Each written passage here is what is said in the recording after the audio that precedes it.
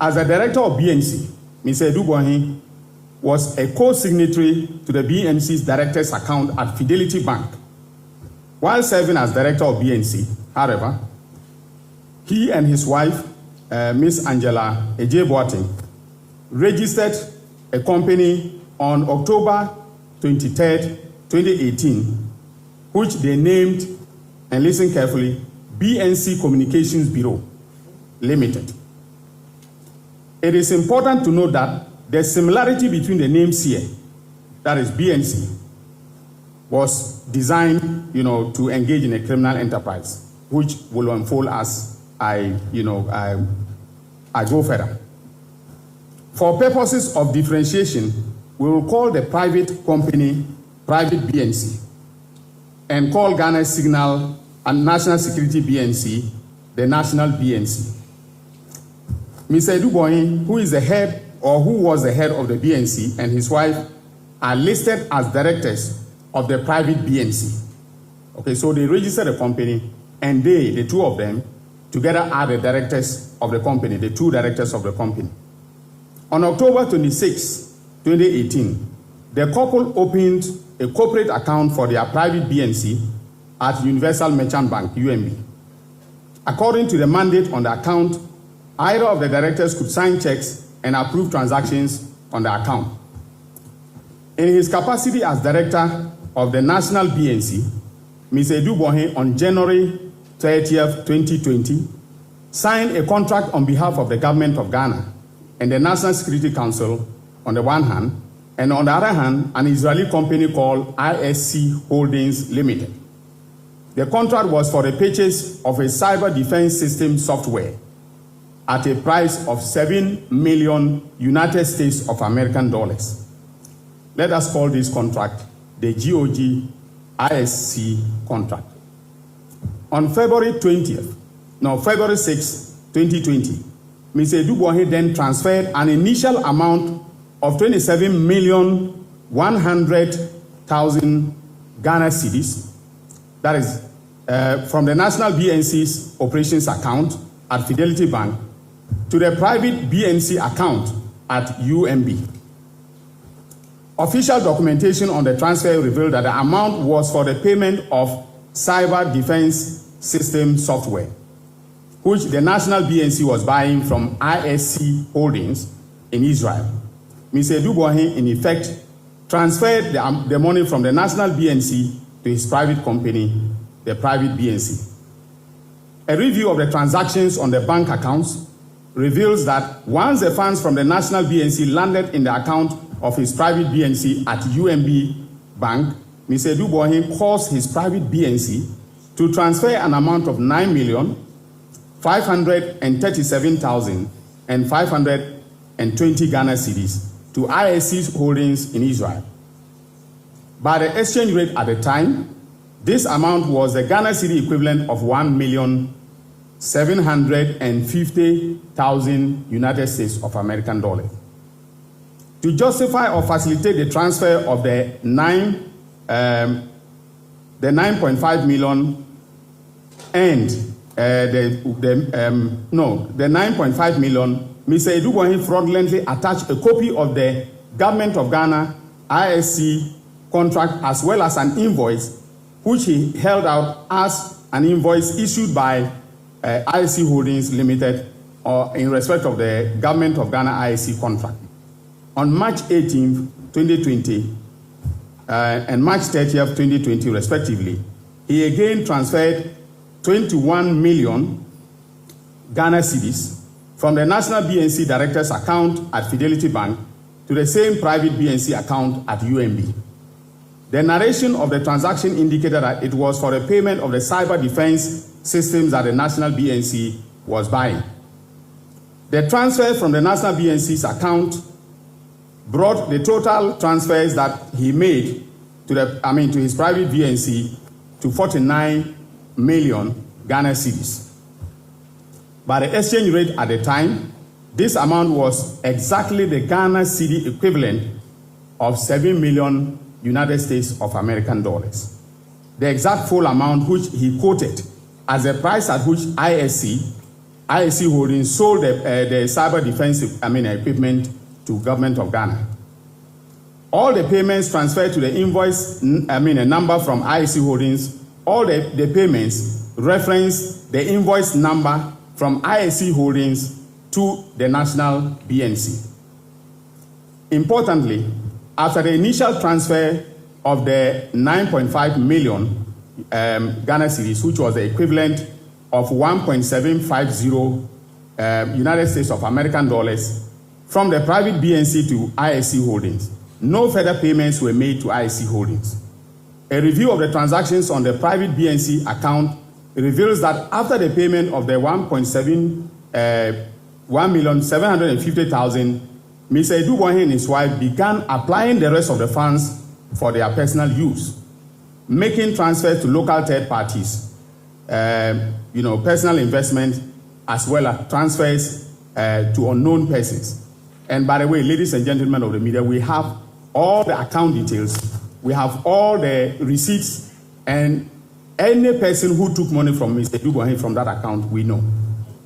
In essence, the difference between 49 million Ghana cedis being the money Mr. Adu-Boahene transferred from the bank account of the national BNC to his private BNC, and 9.5 million being the money he actually paid to the ISC Holdings for the software, ended up with him and his wife. That is to say that the sum of 39,462,480 Ghana cedis of taxpayers' money went into their private pocket. The investigation has revealed that the ultimate beneficial owner of BNC Communications Limited is another company known as Advantage Solutions Limited. 10 other companies are through a very complex web of shareholding and directorship connected to Mr. Adu-Boahene and his wife, Angela. Investigations have also established that monies, mostly proceeds of crime, from the Advantage Solutions Limited and BNC Communications Bureau Limited and other similar sources have been transmitted under very suspicious circumstances through the bank accounts of these companies. The investigations have revealed so far that the suspect and his wife have registered companies which we are currently tracking. We are tracking all the companies. There are about 10 of them that they created with Advantage Solutions mostly owning all the companies. For purposes of the investigation that is ongoing, we are not going to disclose those companies, but I want to warn any executive, director, or employee of each of the companies who, knowing that Mr. Adu-Boahene has been arrested, if they make movement of assets, we will track and arrest them and prosecute them. So they are all warned. All banks are also warned that if we see any wire transfers or cash withdrawals on any of the accounts belonging to Mr. Adu-Boahene and his companies, the bank managers and all their employees who are involved in those transfers will equally be arrested. After this press conference, no activity, and we are monitoring all their bank accounts from the Financial Intelligence Center. With the press of a button, we can see the movement of money, on any of the accounts. So we are monitoring that very, very closely. We know, for instance, that the 3 banks that they have been dealing with, in substantial financial transactions are UMB, Fidelity Bank, and Stanbic Bank. So we are monitoring them keenly. And the managers of this bank, if they are listening to me, should be careful about what they do on any account connected to Mr. Adu-Boahene and his wife and their companies. The investigations also established that the proceeds from the suspect's activities were used to buy significant landed properties and other assets of considerable value both in Ghana and elsewhere. Now, ladies and gentlemen of the press, my fellow countrymen and women, I want to give you a sample of what we have discovered so far. We have tracked most of the assets. The properties that are in their names, their joint names, or sometimes in their, in their individual names, are as follows. We have number 2 Stream Park Drive, Mayfair Estates, LA, that is Accra. For that, they deposited, and we have the deposit slip as well as the receipt from the estate developer, 1 million United States of American dollars.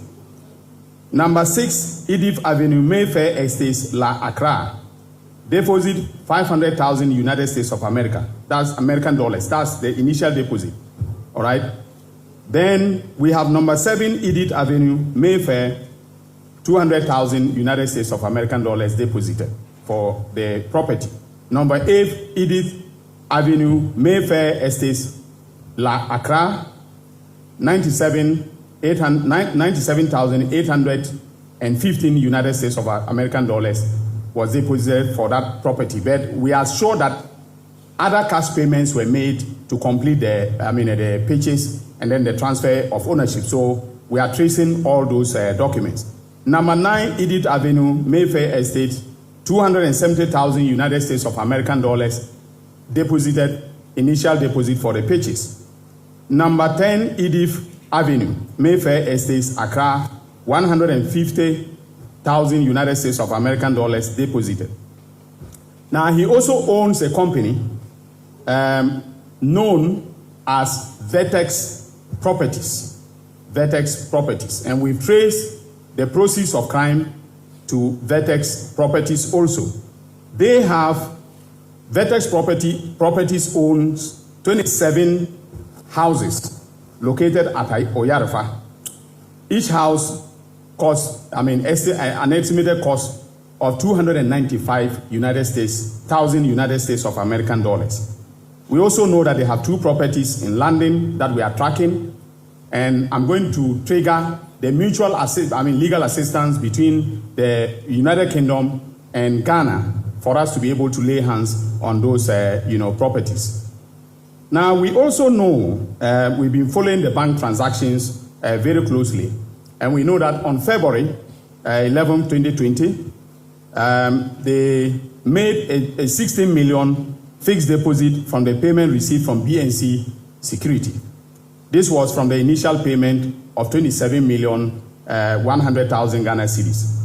On April 3rd, 2020, Mr. Adu-Boahene alone withdrew 7,250,000 Ghana cedis, okay, in cash. He withdrew that in cash. This payment came out of the second transfer of the 21 million from BNC National Security to BNC, his private, company. On April 24th, 2020, 1.5 million cash withdrawal was made. On the same day, he made payments to a real estate company to the tune of 1,566,000. So you see the coincidence, okay, of the transactions that were taking place. Then February to September, out of the 49 million, which was transferred from BNC National Security to his private BNC, about 99% was withdrawn by him personally.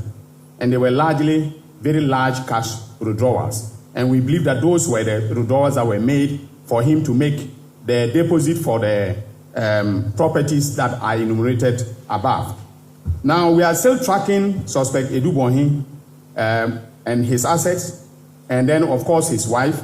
But we'll conclude in the next few days and file charges against him and the other suspects. So they are currently in detention. We had given them bail conditions from EOCO, he and his wife and the other suspect.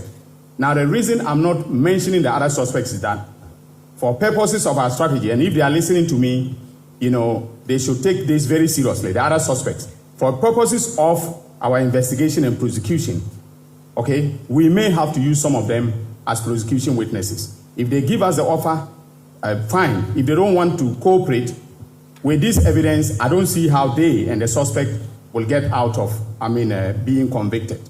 But of course, they will have to be, their guilt will have to be proven beyond reasonable doubt. So I'm not being presumptuous, but we have all the evidence from what you can see from the enumeration that we have all the evidence, including receipts including receipts of payments and withdrawals,